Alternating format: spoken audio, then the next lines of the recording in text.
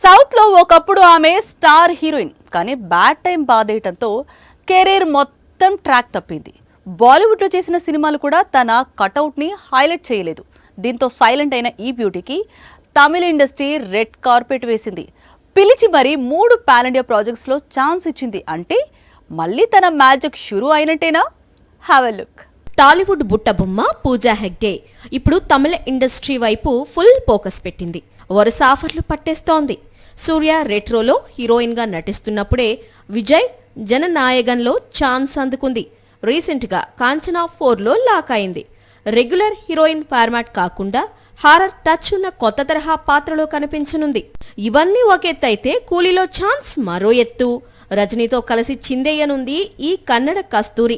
జైలర్లో తమన్నా ఇలాంటి ఆఫర్ అందుకునే ఒక్కసారిగా హైలైట్ అయింది. ఇప్పుడు అలాంటి ఛాన్స్ పూజకి దక్కుతుందా అన్న చర్చ సోషల్ మీడియాలో జరుగుతోంది. కూలీలో రజనీకాంత్ హీరో అయిన నాగార్జున, ఉపేంద్ర, ఆమిర్ ఖాన్ కీలక పాత్రలో నటిస్తున్నారు. అంటే ఈ ప్రాజెక్ట్ ని మల్టీ స్టారర్ గా భావించొచ్చు. అలాంటి సినిమాలో పూజా హెగ్డేకి ఛాన్స్ అంటే చిన్న విషయం కాదు. సినిమా హిట్ అయితే నేషనల్ వైడ్ గా క్రేజ్ వస్తుంది. టాలీవుడ్తో పాటు బాలీవుడ్లోనూ తన కట్అవుట్కి మళ్లీ డిమాండ్ పెరుగుతుంది. మరి ఈ గోల్డెన్ ఛాన్స్ని ఈ బ్యూటీ ఎలా ఉపయోగించుకుంటుందో చూడాలి.